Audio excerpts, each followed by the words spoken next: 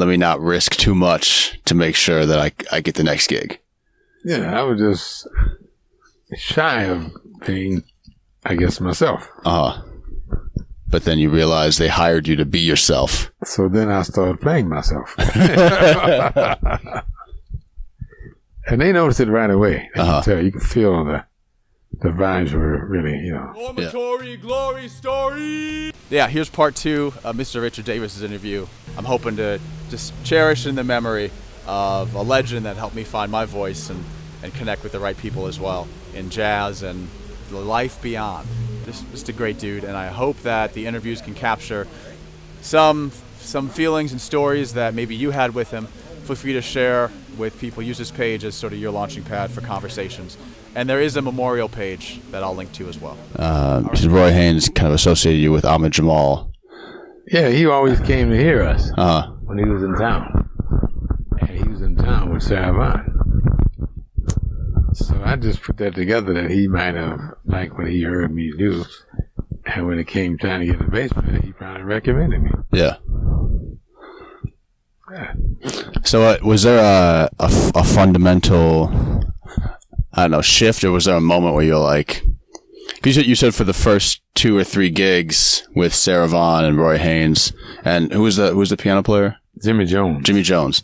That you were kind of like, you're playing it safe. Yeah. And you were just like, all right, I'm here. Let me not risk too much to make sure that I get the next gig. Yeah, I was just shy of being, I guess, myself. But then you realize they hired you to be yourself. So then I started playing myself. And they noticed it right away. They can tell. You can feel the vibes were really, coming across. What kind of gigs were you playing? Like what kind of venues were you playing with? With her? Yeah. Well, the first time I played with her was in Ohio somewhere. And I can almost say the name, and I have said that name before. Canton, Ohio. Canton. That's where it was, yeah. That was the very first job. I was in Canton, Ohio. Did you drive out from Chicago, or were you? I probably flew out there from, I guess from here. I really don't remember. Maybe, I think they told me to meet them in Canton. So evidently we didn't go together in a car or something. Mm-hmm. I did do a lot of car traveling too. I remember going from Chicago to California. That's a 2 or 3 day trip. Yeah. With the bass? Yeah. Yeah, your bass in the back? Mm-hmm. $150 bass from, or had you upgraded Not at that point? I had a better bass by that time. Yeah. But what are some... Matter of fact, we worked in a club soon after that in Brooklyn. A real super supper club. Okay. And that was the first time I had chef salad. Yeah? Because during the intermission, they brought out this big bowl as a server of chef salad. Mm-hmm. With, cut up meat in it and vegetables. And man, I was in heaven. What kind of salad is this? I've been eating chef salad ever since. I have one tonight. Just thinking about it. Yeah, that was quite a upgrade. Now, the thing about her husband, can't think of his name at the moment either. Okay. George Treadwell. He was her manager. Mm-hmm. And he asked me how did I get to work every day, because they were far down in Brooklyn. Okay. From Manhattan. You were living in Manhattan. It would take me maybe 40 minutes to an hour to get there. Okay. And he asked me how did I get to work. I said on the subway. Mm-hmm. And he said, well, you're going to be able to get a car soon. He was right. Yeah. it was very, very promising, the way he talked to me, the way they treated me. And when I went out there the first time to work with them in California. Still at 27. You're still 27, is that right? Yeah. Okay. My wife was pregnant. And it was difficult for me to leave that and go work out of state. And when I got out there, I'm telling this story to tell you how kind they were to me. Uh-huh. I got out there, and my wife called and said that somebody would offer me a job in New York. Okay. Which means I could be home for the arrival of the baby. Right. And then I was getting ready to rehearse with Sarah, and my wife called me and said there's a job offered in New York. I was torn, man, between making a decision. And there were 3 women in the Sarah's hotel suite. And I asked them what would they want me to do if they were the ones. They all said go home. Yeah. And that's what I did. So I never played one note when I got out there. And they sent me home. Mm-hmm. With blessings. With good feelings. Yeah. I'll never forget that. Oscar Treadwell. Sarah Vaughan. So then,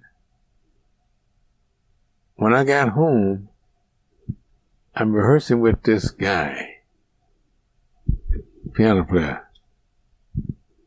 And it sounds so horrible. This is the gig that you went to New York for, you went home for, instead of playing with Sarah Vaughan. It sounded so horrible, man. I was in tears. What was horrible about it? Like what? Well, first of all, he was not a jazz player.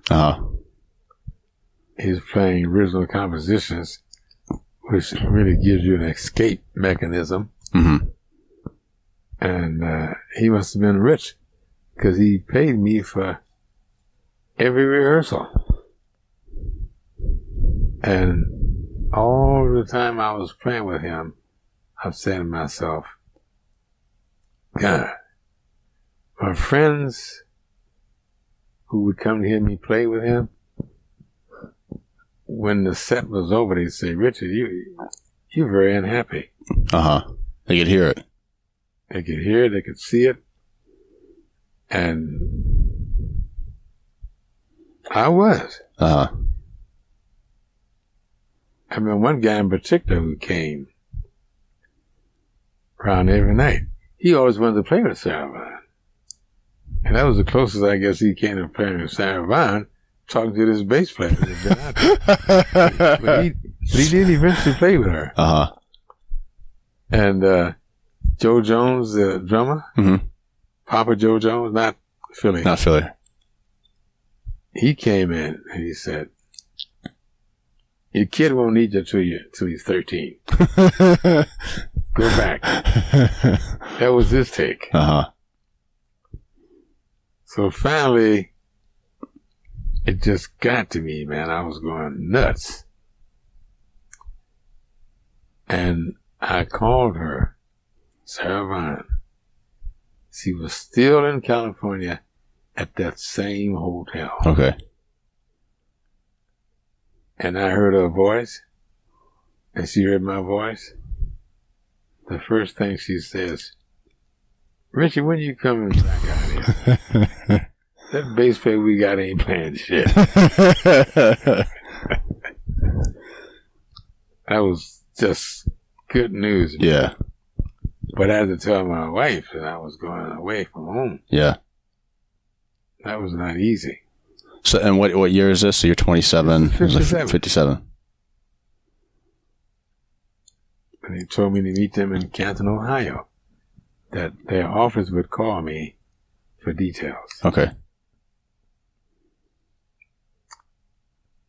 That was a move I had to make. And a lucky move. Mm-hmm. That I had to go out there with a big name artist. Yeah. How long were you on the road? Were you able to be back for the birth? Or did you have... Yeah.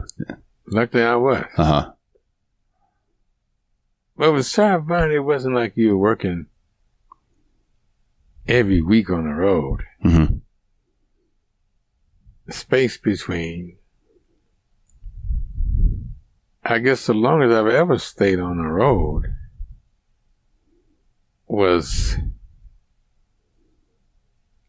4 months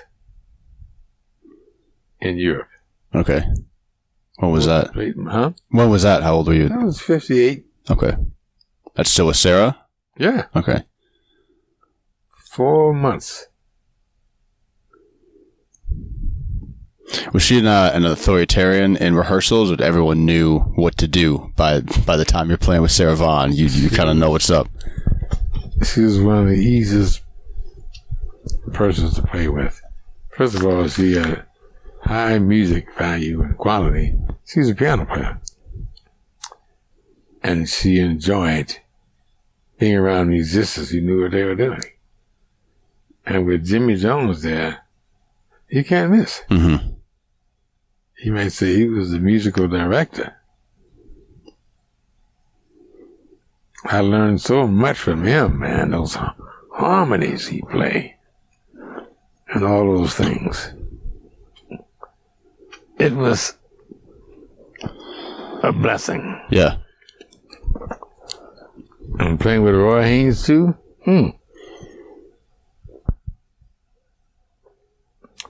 Roy Haynes was the first black man I knew, besides my father, who bought a house. Mm-hmm. He bought a house, man, and I was so proud of him getting a house. It's almost as if I'd gotten a house. You got a house? As a black man, has his own property. Yeah. Roy was very smart with money and very frugal. We go into a restaurant and have something to eat, and he would come up with the cheapest check. His check was lower than ours. Uh-huh. I can't remember the meals, but you might order something that's $5. He always had something that was $3. He didn't just put it on your bill. He didn't like go talk to the waitress and be like, "Oh, Rich has got it." He just knew how to reserve monies. That's probably how he was lucky enough to get that house. Did you have an intention? I don't know. Did you have like a plan, like a business plan to say, I want to play so many, we'll call it the gigs with like Sarah Vaughan, similar gigs versus on the classical side. So I know you've played with like Bernstein, and like, how did you plan, or was it just, this is what I'm working on now, so this is where I'm going to go now? Well, so after this tenure with Sarah Vaughan as her bass player, I think those things just kind of happen automatically with contacts, with people who knew that you could play the classical stuff. Yeah. And I was working in this orchestra in New York called the National Symphony. I think that was before the Sarah Vaughan years. And you get a reputation for playing both musics. Mm-hmm. And then people like John Lewis would come into the picture. He was playing third string music, along with Gunther Schuller. Okay. He came into the picture. Just through mutual contacts and knowing people and building a reputation. Calling them up, yeah. Yeah. I never made any calls. And then Gunther Schuller got me on a lot of his gigs and a lot of concerts in a series he was doing as a third stream composer. And the music was extremely difficult. but it was based on third string. You know that term. It's a combination of jazz and classical. And he was pretty good at that. So then I heard about Leopold Stokowski. He had an orchestra. It was mostly people who had played in Toscanini's orchestra. Okay. And I got into that. I never auditioned. I just seemed to gravitate in there. And one day, Stokowski said, "I haven't heard you play. Come by my house." He wanted to hear me play. Yeah. So I went by there and played a concerto. And we talked. He liked what he heard. And he asked me if I have any children. I said, "No, but we're working on it." I never will forget him saying, "That's not work, that's fun." And then Gunther Schuller got me with Leonard Bernstein. Uh-huh. They had a series called Young People's Concerts. I've seen it on VHS tape. Got from the library. And that was a series, and I was on one of the shows. I think Benny Golson was on this show, and I forget who else was on that show. But then Gunther recommended me to work with Bernstein when there was a need to have a bass player. Yeah. And I said, okay. I did that for 1 year with the Philharmonic. Uh-huh. New York Philharmonic. Yeah. And I had a locker downtown now to put my bass in. And I was working with the New York Philharmonic. And I never forget when they played Beethoven's Ninth. Uh-huh. I tried to play Beethoven's Ninth Symphony when I was 18 years old. And I just couldn't cut it. Uh-huh. And so when I saw it on the schedule to play the Ninth Symphony, I got that bass part out, man, and nailed it. Not this decade. You got it. I got it. I'm going to get it this time. And I remember my wife used to conduct me down the basement just to keep the beat for me while I played. And the principal bass player came up to me the week of the Beethoven Ninth and said, "You don't have to play the concert tomorrow night because they need room for the choir, a big choir, and they're going to do without one standard bassist." And I looked at him, I said, "I'm playing this concert." He said, "You don't understand. You get paid for it. You just don't have to play. You have to show up." I said, "I'm playing the concert." Yeah. And I redeemed myself. Mm. I played the shit out of that music. Do you remember what's the worst gig you've had? Either venue wise or either afterwards you go and you practice the hell out of venue wise? Either like venue, either the worst place. Like you mentioned the early in New York days when you get $11 for a gig and they wouldn't serve you a hot dog. Yeah, that was worse enough. That's the worst. That was worse enough.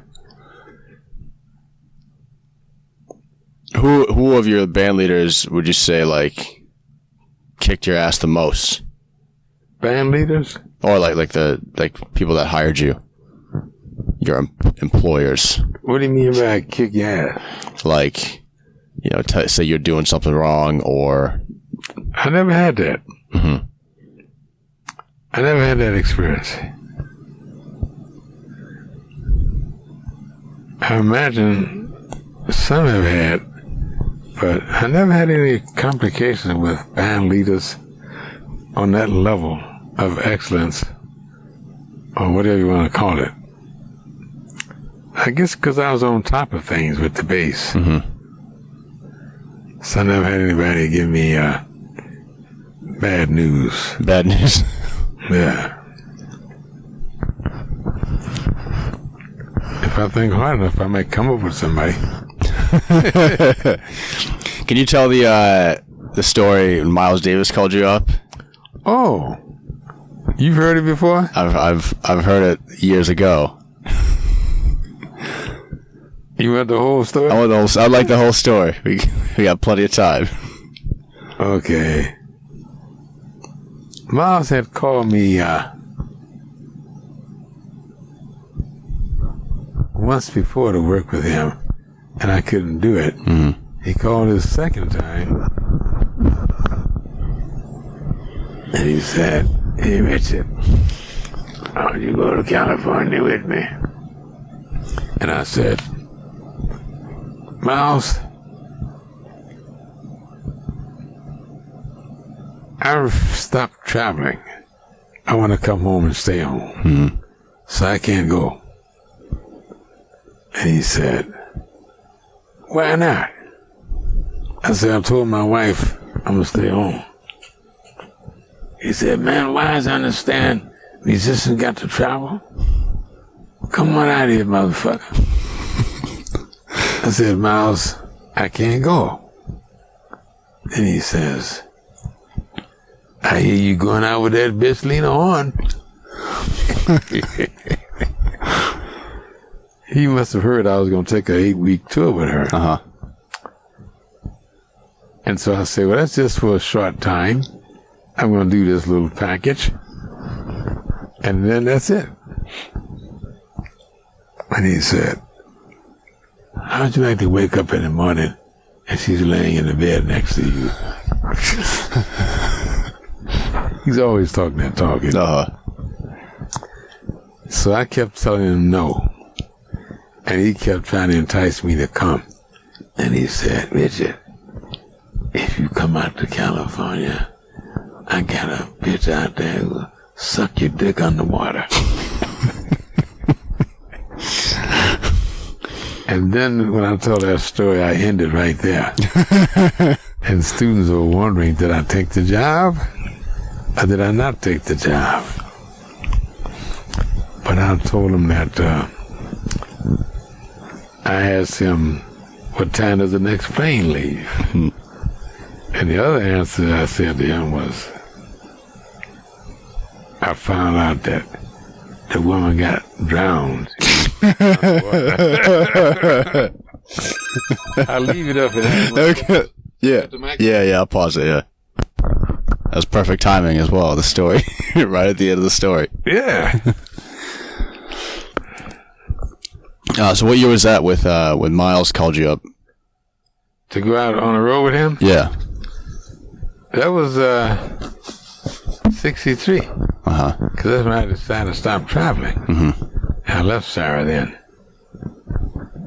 I wanted to stay home and get gigs locally. Yeah. And I got some nice gigs. The first one of prominence was with Eric Dolphy. Yeah. How was that? See, Amazing? I knew that after being with Sarah Vaughan for 5 years that I was destined to do something else. My mind was telling me to go into another area of my playing career. So does that mean non-vocal or non, like how would you define non-vocal? I don't think I saw it that way. I just knew I wanted to get into a more free type of performance and erratic harmonies. And there he was waiting for me. Eric Dorham, man. I remember him approaching me on the subway platform. And I didn't really know who he was. I knew the name. But I got him mixed up with what I thought was Ornette Coleman. Okay. It was Eric Dolphy. And that was the marriage that I was hoping would happen. Yeah. It was fantastic. He said, what you doing this weekend? Nothing. Well, I got this gig for you. That was it. That's the beginning. Yeah, and I remembered when it clicked, when I was on the stage with him, and I remember all of a sudden things clicked in, and I knew I was playing the freedom that I wanted to play. And he always encouraged me to use the bow.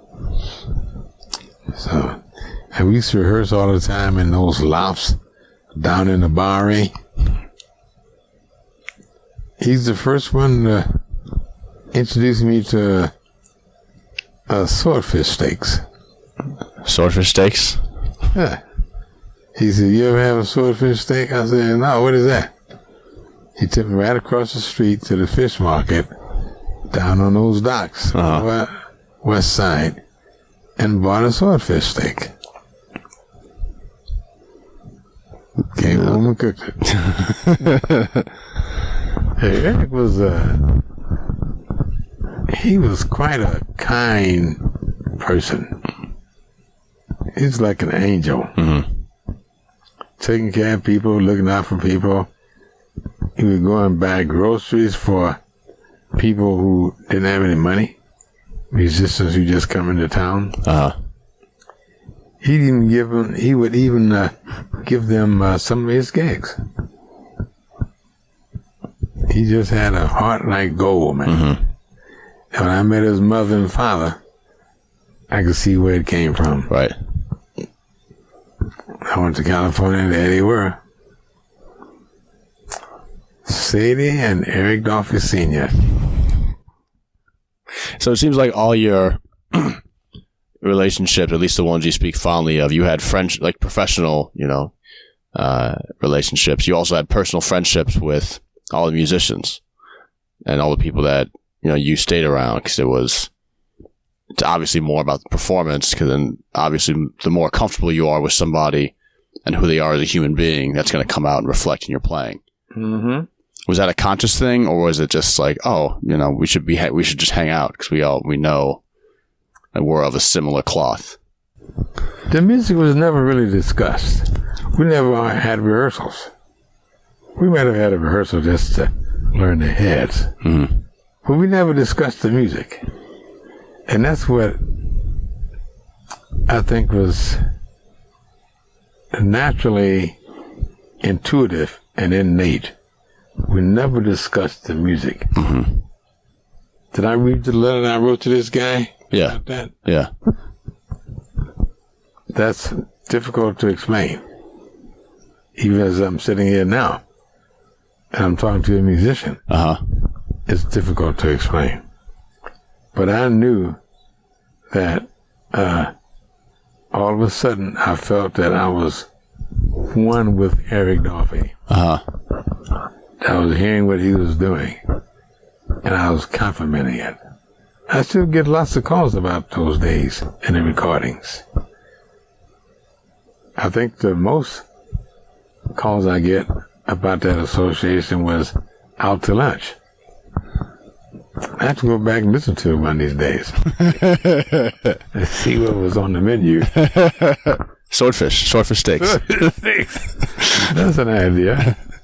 Yeah, can you talk about your personal life? Like you mentioned, you were married. Was it early 20s, mid 20s? Like kind of going into the Sarah Vaughan story.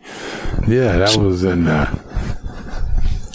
With Sarah Vaughan, I was married to the woman who I told you. Did I tell you this? That she came up pregnant while I was away. No. I was traveling with Sarah Vaughan for 4 months in Europe. I came back, and my wife said, I don't know whether she said she was pregnant, it was revealed through a show of the anatomy. And she said, when you left her, you left me pregnant. And I started doing the math. I said, it wasn't me. And it wasn't. It was one of her old boyfriends back in Chicago. Mm.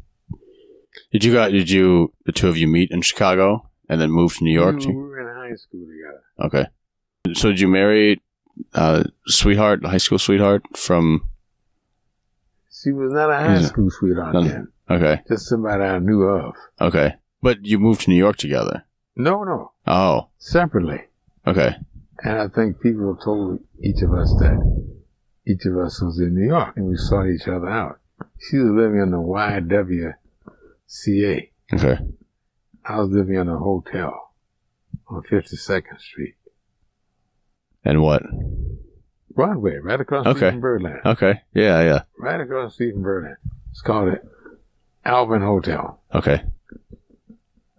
And every Sunday we get together and go to movies because that was my off day. Yeah, that was some pleasant days. And we got married. That was some pleasant days too. And then unpleasant days came up. Uh-huh. So were you married at like 25? 26? At 20, yeah. You're right. Yeah. And I remember I could not find an apartment to move into because I was black. Mm-hmm. And the woman told me that. So you're not going to find an apartment because they don't rent to black people.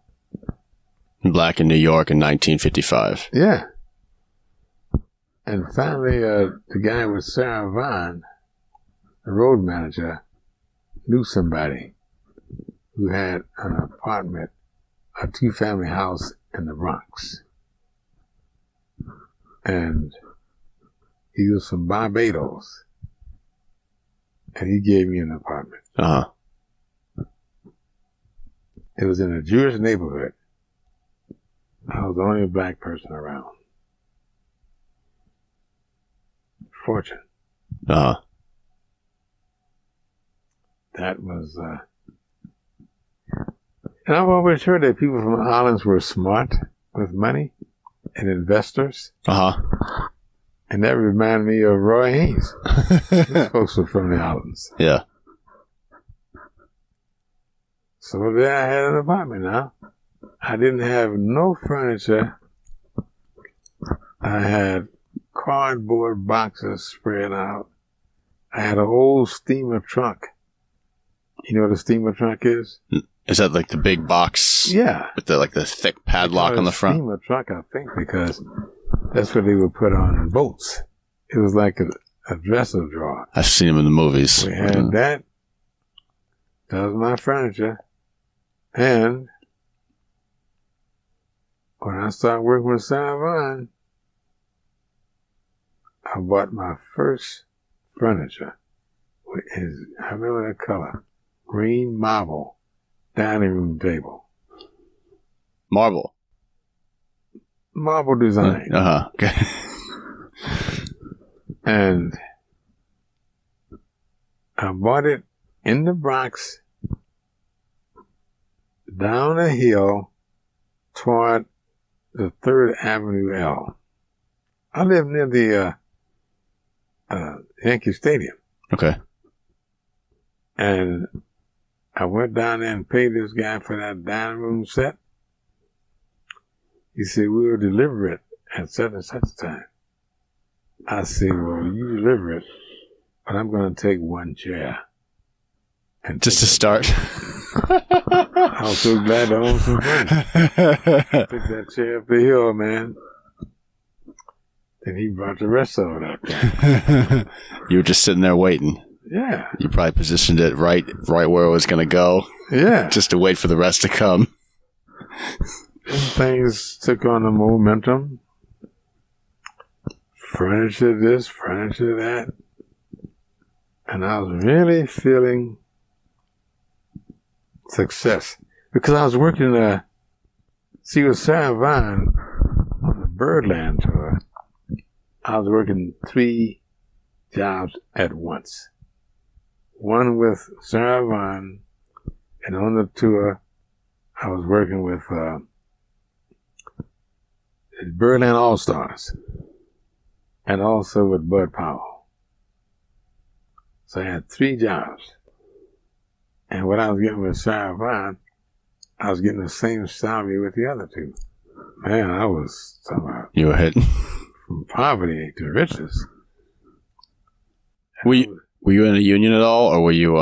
Did you have an agent, or was all your? No agent. He had to be in a union, of course.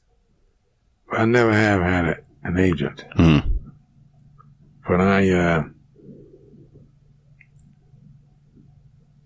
used to send all that money home, man, and I knew we were on our way. I would keep just enough for myself to survive. When I got home, that's when I saw that chaos. I didn't tell you this before? No. Who was I talking to you about this? Well, we're getting deep now. And that chaos was that she was pregnant with another man's baby. So when you were saying you sent it home, you were on the road or on local tours, sending your money to New York to your wife at the time. Yeah. And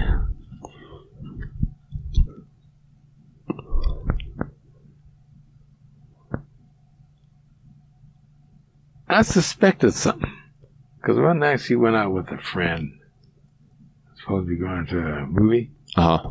And they came back and said, they decided not to go to the movie. I think she must have gone and had an abortion at that time.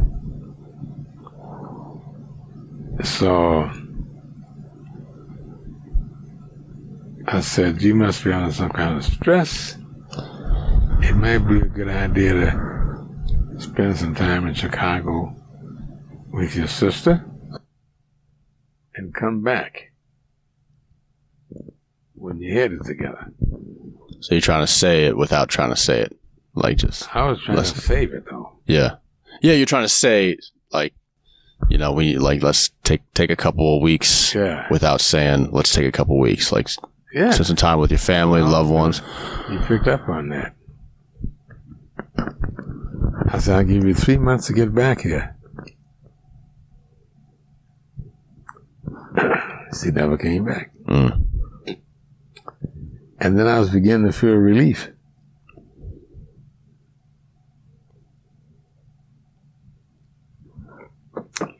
I started dumping our clothes. Things like that. Uh-huh. We had a kid then too, by the way. I was concerned about him. And we got a divorce. Divorces were cheap then. 1957, 56. And she married a guy who was a psychologist and an alcoholic. And what I can understand, he was homosexual. They had 5 children. And I used to have she and my son come visit me in New York City from California. And one time she came, I used to put her in a hotel. Okay. Would your son stay with you? He would stay with me. I think I'm jumping the gun now. I was in that apartment. A neighbor told me this before she did, that she wanted to get back together with me. Mm-hmm. That particular neighbor had the hots for me too. But I didn't go for it. She could cook too, man. So when she said that to me, I said, listen, we've had our lives together, we've had our lives apart, and I don't think we should try to do anything else. Leave it alone. I used to visit them when I go to California, when I had gigs out there. But that was over. Mm-hmm. She wanted to remarry, but I said, no, thanks.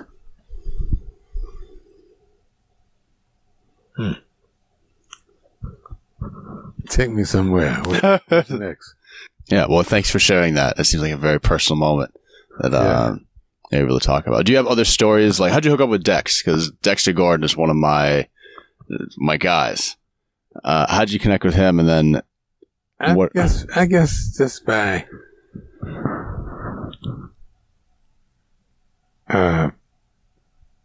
popularity. He probably called me because he heard about me. I think I still have the poster up there.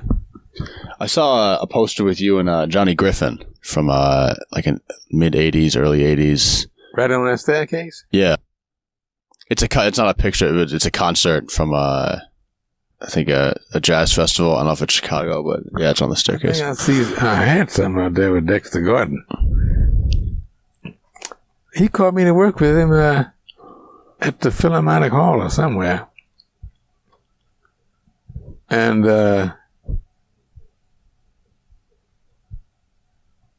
see if I can get this right. I got hurt by a horse. Okay. I was selling. And that must have been around 86, 87. And the horse ran over me, knocked me unconscious. And when I came to, I couldn't find my way around. I'm saying, what happened? And I said, maybe it's I didn't know what happened. Mm-hmm.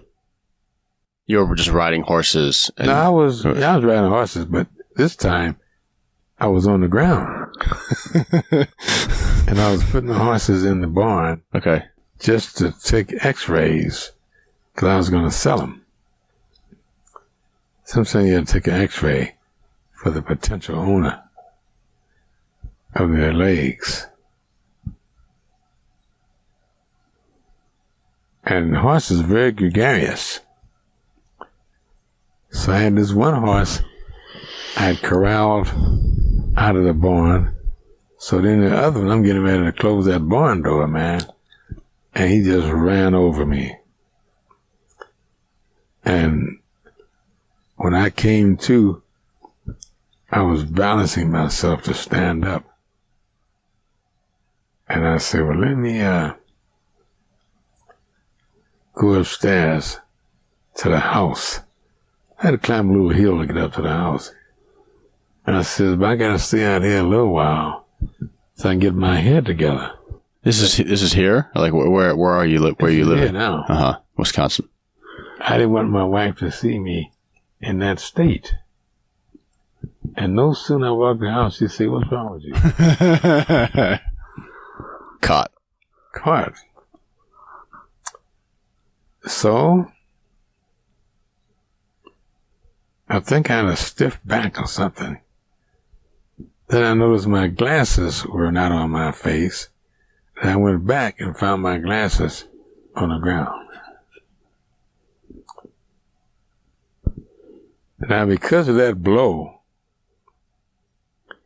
and this didn't show up for weeks later, I had these horrific pains in the head. You can't imagine. It was almost like somebody was banging on my head with a sledgehammer. Uh-huh. It was that horrific. And I said, what is that?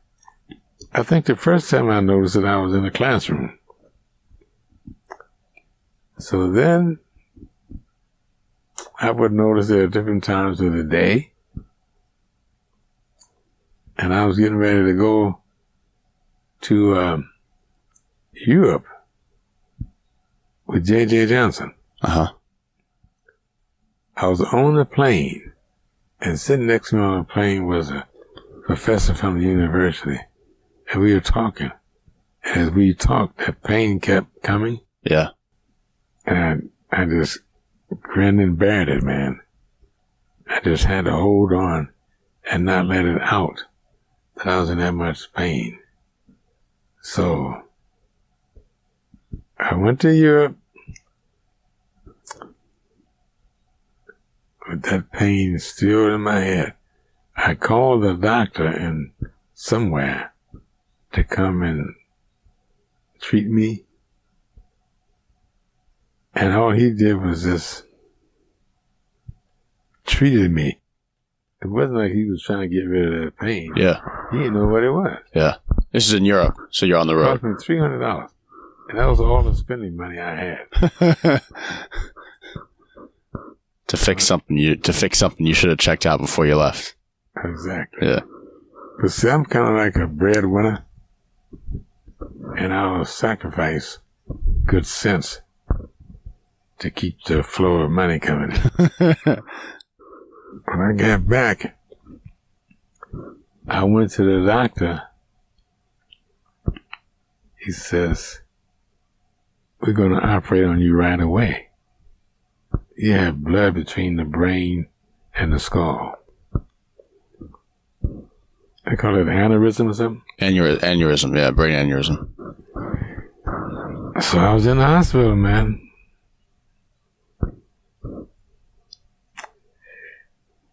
I was married to my third wife at this time. And they had to drill a hole in my skull. In your right side. That's what you're pointing. Yeah, what you're pointing at. Yeah. Well, I could have pointed at either one because they had to go back. It's the right side, and they had to siphon out the blood. What relief. But then 2 weeks later, I feel that same pain again. I went back, and they said, well, we saw it on both sides of your skull, but we figured that one would work itself out. It didn't. So I had to go back. See, those things that happen like that, you might get a blow on the head, and something in that shakes up some vessels, and you might get a little drip or something, but sometimes it'll clear up itself. This one didn't. And I've been told that in the old days, it was an exploratory operation, and that blood would harden in there. That was your ass. I remember when I got on the plane coming back, it's this woman who was a fan of mine who saw me to the airport, and she called me when she thought I was home to say, welcome home, and she called the university, and they told I was in the hospital. And she called the hospital and told me she should have known, because I had all the trademarks of somebody who had something wrong with their head. Oh, really? Her husband was a neurologist, and she was well experienced in that. I got through, man. Trying to see if I can find another hole. What are some other stories you have from, playing with other musicians and being world renowned yourself? Just something that either like a really inspiring moment or really like, I can't like. I know you wanted to come up to the 70s today, right? Well, we are brinking on that, even past the 70s. Yeah, we can jump back to, after your, I think your early 30s when you're. Yeah. Well, let's say it this way. I think I told you I was recording every day, all day. Every day? Every day. And then, one of the most pleasant memories I have of gigging was with Kenny Dorham. I thought he was just the greatest, man. He had very unusual tailoring, clothes special made. He had been a boxer. He was from Texas. And he wrote Blue Bossa, But I just thought he was like, I felt like I was fortunate to be in his company. And he liked me just as well. And then one night I had to send a sub in. And when I got there, he said, man, thank God you're here. The other bass player was dull and depressed looking. He said, I see you who light up the room. Uh-huh. You know, I can't remember who was working with us. I just remember him. I know we worked down at Sawdust Trail down in New York. Okay. Where Lee Markin got killed. Okay. Slugs. You ever hear that? I heard of it, yeah. That's where we were working. And Kenny was very, very smart with the ladies. Mm. How so? What's like a smart with the ladies? Well, it wasn't just good enough to be a stellar player. Another guy who was smart with the ladies was Sweets Edison. Mm-hmm. Sweets was a brilliant trumpet player, charmed the ladies. Ladies would give him so much money, man. One lady, he was supposed to go to New York, and she wanted to go with him. He said, well, I can't go to New York with a Cadillac that's 2 years old. She said, okay. And he really liked me, and I really liked him. And I remember when I was working with Sarah at the what's the name of that big hotel in New York? Waldorf Astoria. Huh. He told me to come up to his to the dressing room where we were all hanging out in a hotel suite. And I went up there, and he must have known I was depressed because I had gotten a divorce. Uh-huh. He said, that's your Christmas present. Can I tell you what it was? A beautiful young lady. That's your Christmas present. And I said, wow. And it was unwrapped, too. No bow. Not necessary. 5 minutes before showtime. Uh-huh. And I jumped in there and got me a little taste. And went on the stage. And when the night was over, he said, take her home with you. Well, she stayed with me for about 2 weeks. In your New York apartment? Yeah. And she said, I was telling her I had to go take a riding lesson. I was always taking lessons on horses. Okay. I said, but I don't have the money. And she said, do you need a Sunday's paper? Yes, I do. I said, I'll go get you one. She was out all night and came back with the paper and the money for that lesson. And it was with the world famous comedian that she was hanging out with that night. Now, Sweets. Who? Do you know a comedian? I won't tell. You don't say? Okay. So Sweets, she invited him up to have dinner with us. Mm-hmm. And he told this story for years. Don't trust that Richard Davis. He's chicken shit. I set him up with this lady, and they invited me up to their house and cooked me a dinner. Then they both disappeared in the bedroom, and I didn't see them for a while. He didn't invite me in. And every time I see him, he called me chicken shit. Jokingly, at first. Yeah. But I was crazy about him, man. Yeah. And so then we were walking toward Birdland one night, he and I, and this woman with all the money. Uh-huh. And this younger woman came up, the one I had spent her time with. She was approaching us from the opposite direction. And I said, oh, shucks, how's he going to handle this? I'm watching. You're excited. You're ready. I'm excited. How's he going to handle this? You know what he did? He kept walking down into Birdland like he didn't know either one of them. And they out there screaming like cats at each other. Mm-hmm. I said, so that's how you handle that.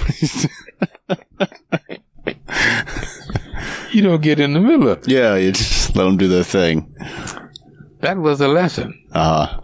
Whenever I'm dealing with two women, no matter what the issue is, not necessarily to do with sex and love and all that stuff. And if they have a little conflict of what is going on, and one of them might look at me, act like I don't even know him. And you always come out on top. You always come out on top. Yeah. Because you letting them work that out. Sometimes it's the silences that they can say the most. So how we doing with time and all? We're good. We're about an hour into this one.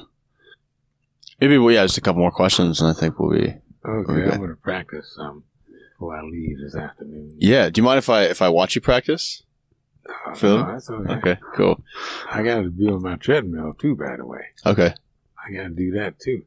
I don't know what I'll do first, treadmill or exercise, practice. I just practice a little bit.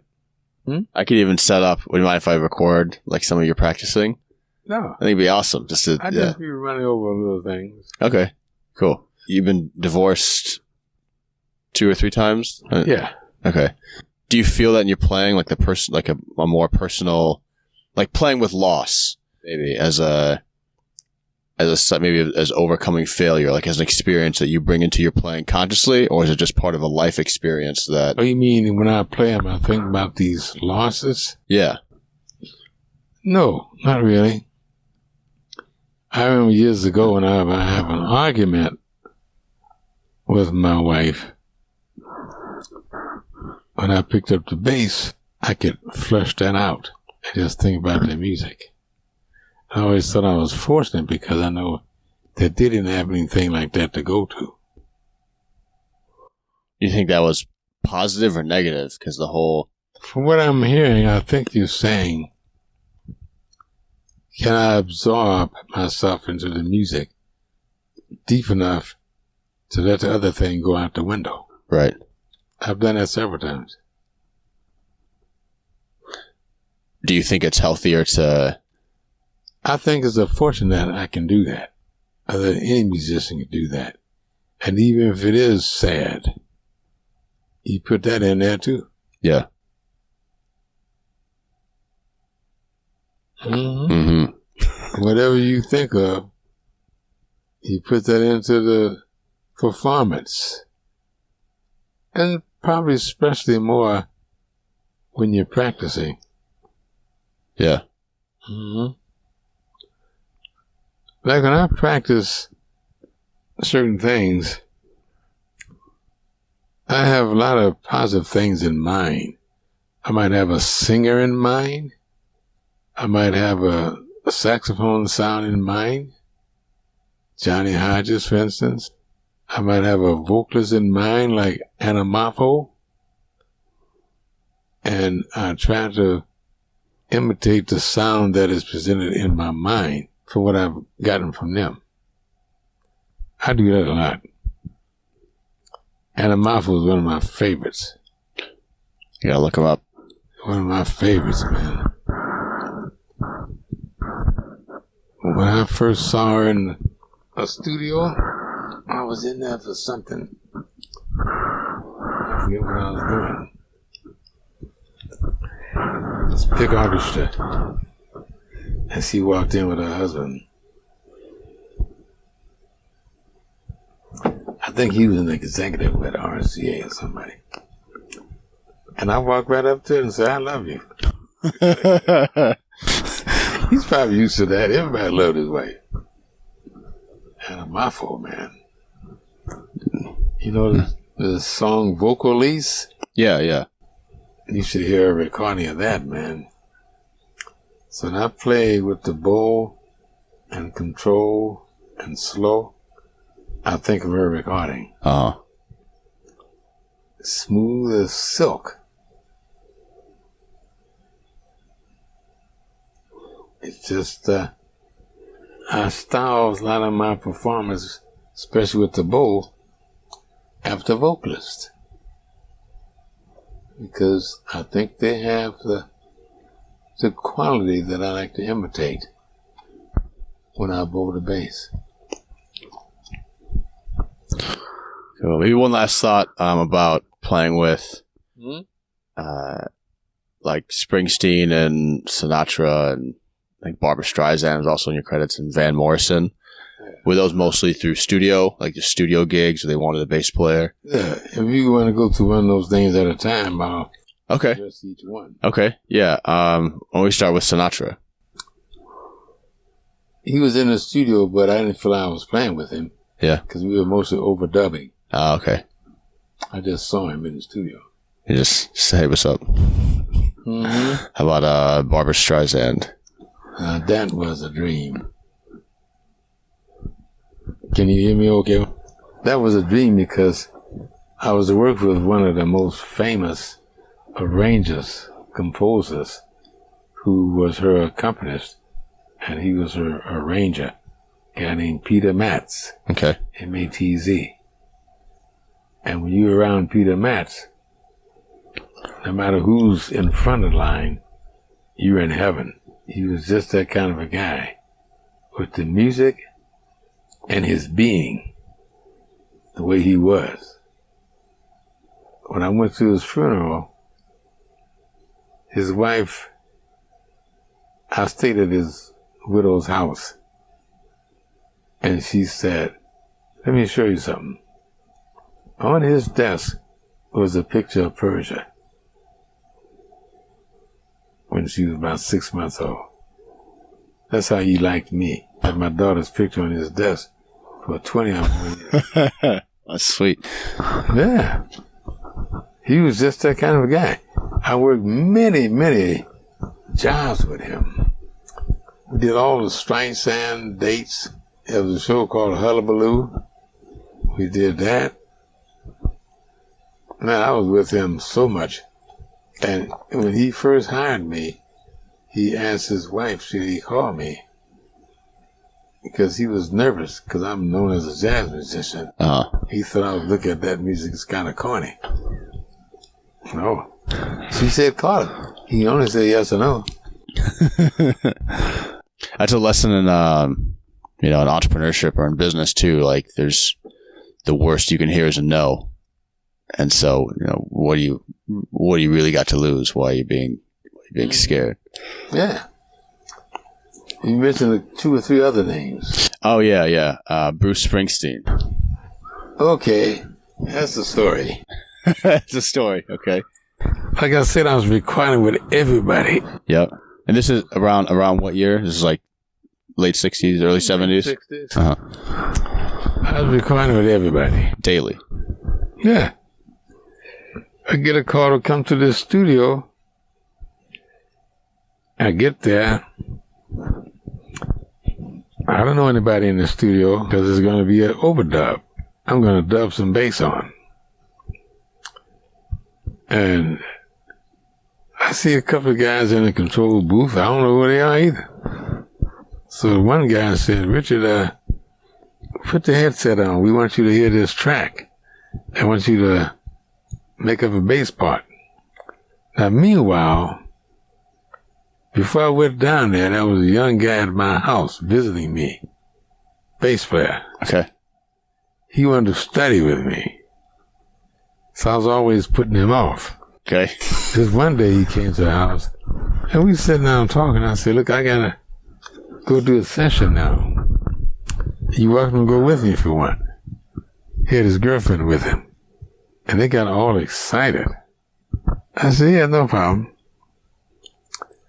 So he was with me. I sat him down in the control booth, and they told me to listen to this track. I listened to it. I added a bass line to it.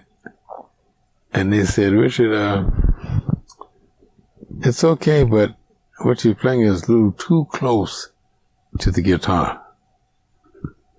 Okay? Run it again.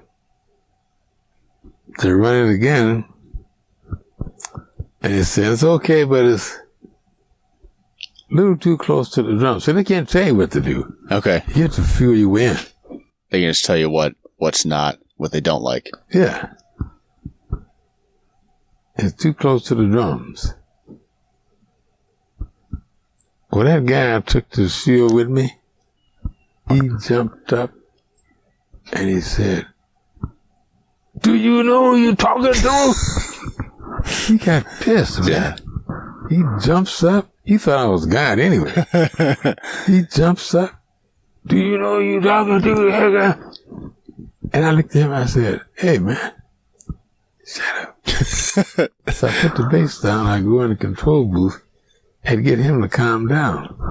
I said, you just sit here and listen and don't move. And then I made another track. And he said, that's it. That's the track. That's the one.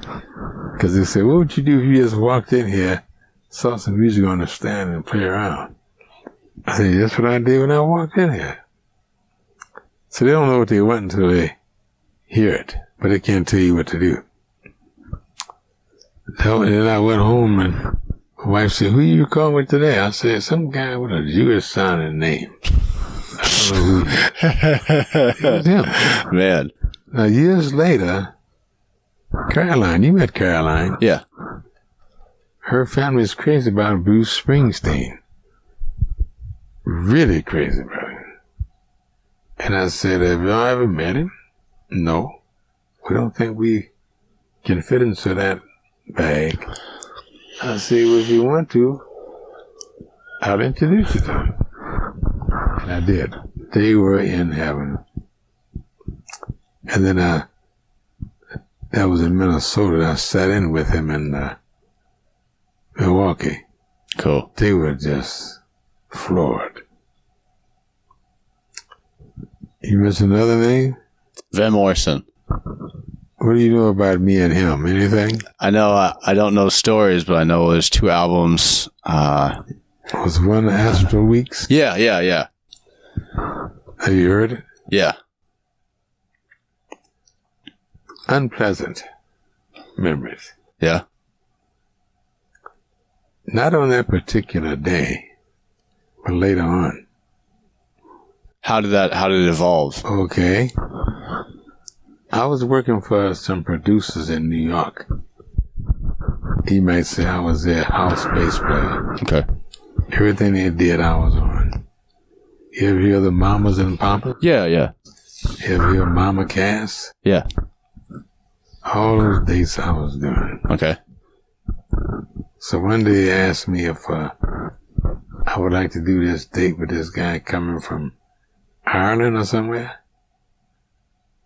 I said, yeah, no matter who he's from. See, we want you to get the band together. So I got Jay Birdland, guitarist. Okay. I got, what's his name? Smith. Warren Smith. And, the drummer with the jazz quartet. Connie K. Okay. Know that name? No. Because Connie K always seemed to me to be like I used to call him the security officer. Because he made you feel that way when you played with him. So I got all these guys together. And I must have strained a muscle in my stomach or something. And we went to the studio. And the guy we were supposed to record with wasn't there. So we got there and we're looking over the music. And we started playing the music with no suggestions, no direction, no input. So it's just you and like the engineer at this point. You got you 3 and the engineer. Yeah. And there was something about the way the cards were laid out that I liked. So when the guy who's the recording artist walked in, he never even looked at us.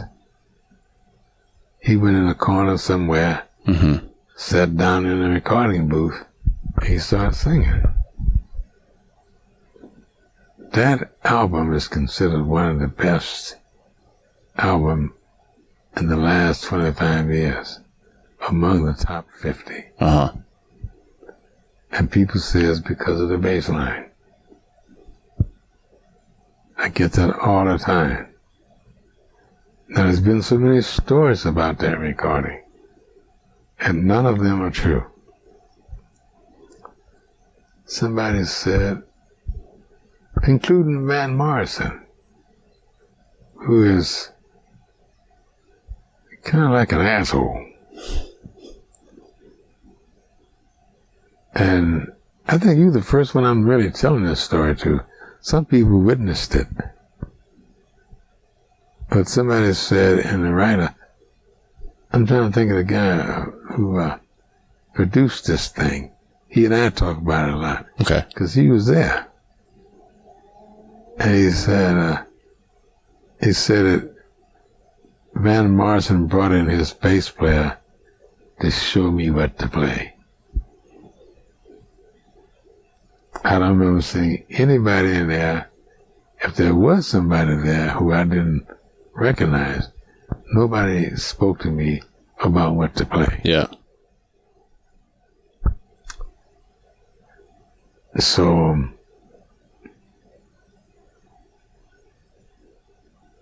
that was one of the lines, and then it was told that he would have problems with everybody he was working for or with.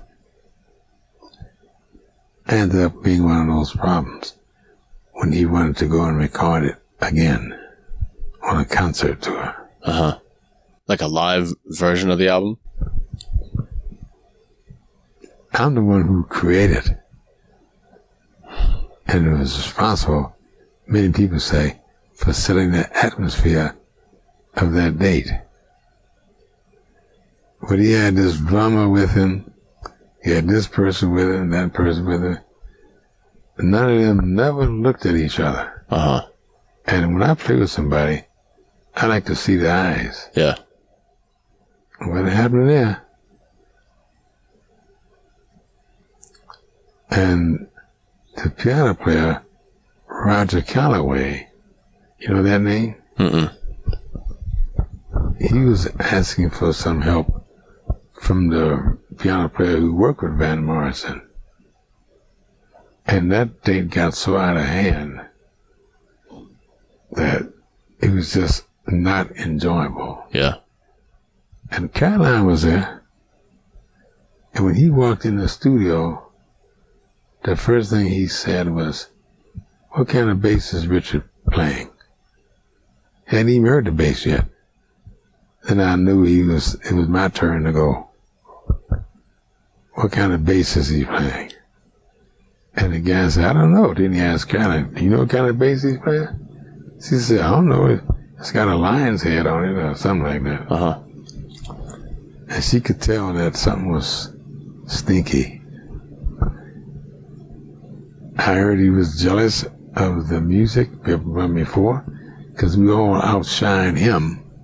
So the original band versus the new band, It wasn't the original band. It's just me of the original people. Me and Jay Bird on it. Okay. On the new live guys record. who I think he toured with. I don't really know. Okay. Who asked? So was it Van Morrison that asked the type of bass you were playing, or the other? Okay. Nobody asked that question. You got a bass. You got a bass. You sound good on it. Yeah. But I think he resented me because I asked for a lot more money, and I told the producers that people think that I was the one who set the atmosphere for that recording. And what I know about him, he can't take that. So he wanted me to go. So this guy called me up and said, they're not going to use you in this state. I said, what happened? He said it was going to take you too long to learn that music. And all I was playing was what I played 20 years before. Right. I had it all in my head. But that was their way of getting me out of there. And I never go where I'm not wanted. We don't have time for you to get the music straight. Okay. And the guy who told me that, he eventually got kicked on and out of there. Uh-huh. But he has a reputation for doing that. And my girlfriend hates him today. Because they really liked him. Yeah. Van Morrison. You were the first one I told that story to. So you got me all hooked up. This is behind the scenes. Charisma. So do you still get like royalty checks for? Yeah, things I get royalty checks on things I did in the early 60s. Uh-huh. Mostly commercial products. Mm-hmm. And the Streisand show. I still get paid for that. I get paid for a lot of things I did in the studios. Yeah. Is that the best? Is the Streisand one the most recurring, or what's the most? Royalties? Yeah. I never pay attention. I read where they come from, then it's gone. Uh-huh. Cash the check. That's it. Cool. How do you think things are changing from when you were? I mean, it seems like a lot of your connections and, establishing yourself as a versatile bassist came from personal. Well, a lot of the things that were happening while I was in New York are not happening anymore. Mm-hmm. That's the recording industry. Mm-hmm. And a lot of the music went to Europe to record. A lot of it went to buttons, overdubbing. Buttons? That's what you call it? That's what Walter Dyke called it in 1945. He said, you're going to be replaced by a button. Uh-huh. They record one violin. Dub.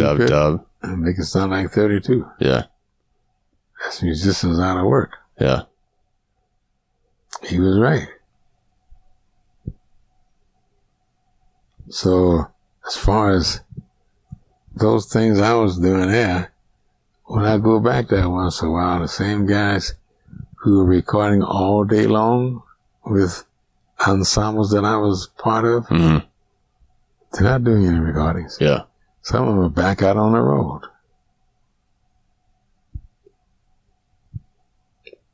It comes and goes. Nothing's permanent.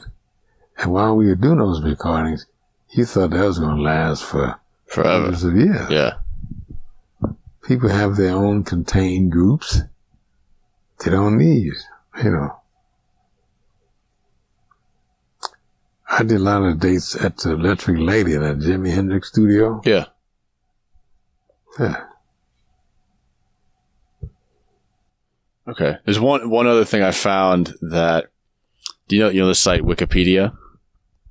Mm-hmm. You know the website Wikipedia? Yeah. Like open. I found an article on you, and I think it's inaccurate. I think there's a lot of inaccuracies that I can go in and correct. Can I just read some of it to you? Yeah. And see if it's correct. Yeah. See if it's correct. I'll be glad to listen to that. Okay. Richard Davis began his musical career as a singer with his brothers. Davis sang bass in his family vocal trio. In addition, small kids. Small kids. It's not like I'm a grown man singing. But you were singing. You were singing bass at age kids. Okay. No more than 8 years old. Okay. Okay.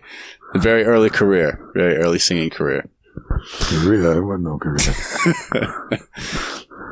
Richard Davis began studying the double bass in high school with his music theory and band director, Captain Walter Diet. After high school, Davis studied double bass with Rudolph Fassbender. You did Fassbender, which you did mention as the training program for the CSO, for Chicago Symphony. Yeah. While attending Vandercook College, 1952, Richard Davis received a BME from Vandercook College. Correct so far? Except for it seems like they're putting a lot of importance on your early singing career. Singing career? Man, we were singing, "Oh, give me a home." No singing career. After college, Davis performed in dance bands. The connections he made while performing various gigs led him to meet pianist Don Shirley. In 1954, Davis and Shirley moved to New York City, performed together until 1956. After the musical split, Davis began playing with the Sourdough Finnegan Orchestra. 2 names, yeah. Mm-hmm. And with, what's his name? Tenor player. Is he in there? No, I haven't named it. Who's Charlie Ventura. Charlie Ventura? Yeah, I worked with him for a couple of months. There's no mention of Roy Haynes, but it seemed in our part 1 of the orchestra of the podcast, Roy Haynes was instrumental in introducing you to a lot of people around there in New York early on. I can't say that's true. Okay. I theorize that because of his connection with Sarah Vaughan, he might have recommended me to her when they're looking for a bass player. Okay. And then one more question about Monk. You seem to be cool. Monk is really a captivating pianist and composer, arranger for me. Had you hung out with Monk, and do you have any stories about Thelonious Monk? Funny you mentioned that. I should put this in my book. Okay. I never hung out with Monk. I go here and play every opportunity I had. And I remember once we were working opposite each other in the village. So at 2 different venues, opposite, or? No, we worked in the same club. Okay. I was working with Eric Dolphy, and because he was working with his group. And I'd have people come in to see me play, and I would pay their checks. Or at least I would pay, let's say I would pay their checks as they came in. But I would save and tip the waiter at the end of the week. Okay. Waiters were usually actors who needed a night gig to work. And during the day, they'd hustle acting things. So, this one night, a waiter comes back in a dressing room and starts screaming at me about me not leaving him a tip. And I said, I usually leave the tip at the end of the week. But Lord, you look back at it, what night are they going to be there? Right. They may not be there at the end of the week. So I can understand his point. But when he got very belligerent, I reached up and grabbed both of his wrists. I said, let's call it a day, man. Somebody's going to get hurt. And he left. And Monk was in the dressing room when I did this. He was watching the whole thing. Yeah. And he said, man, don't mess with those bass players. They got strong hands. Don't mess with those bass players. So on the next break, I went over to the Village Vanguard to see Miles Davis. And I told him what happened. Uh-huh. He said, grab my wrist like you grabbed his. And I did it. And he said, "Foop," and his wrists were free. He said, the thumb is the weakest part. It won't hold nothing. You be careful. I never forget that lesson. That thumb won't do nothing. So, other than that, I always wanted to work with Monk. Always wanted to work with him. Because I kind of figured I was the bass player for him. Never did. I got a call to work for him once through another guy, Hall Overton, who was writing arrangements, I think, for him. But he never called back.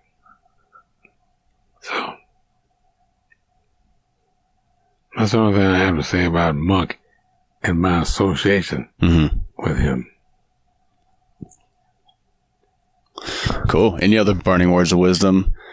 Oh, I'm sure I have plenty.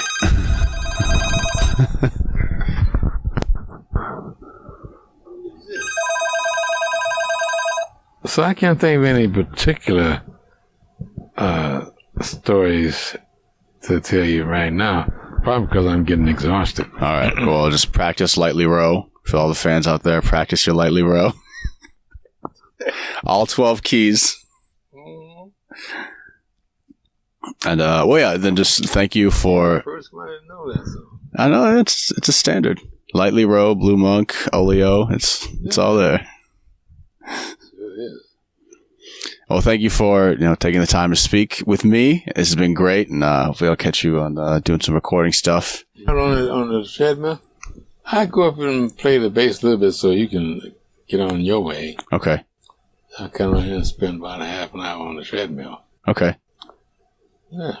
Cool. All right, I'll shut this down, and I'll see you upstairs. Thank you again, Richard Davis, for an awesome 2 days of conversation. My pleasure. It's been a pleasure working with you, Dejan. All right. I'm going to cut this off. After.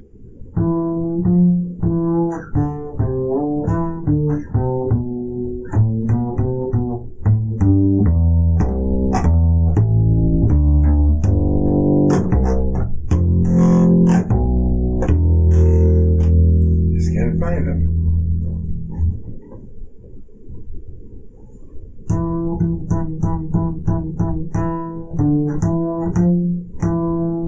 Based around those three notes. I don't have the right rhythm in mind.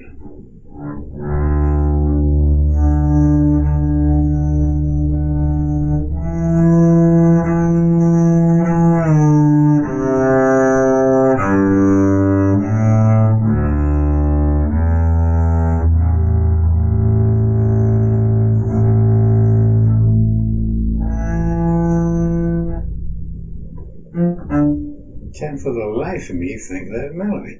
Very simple melody, too.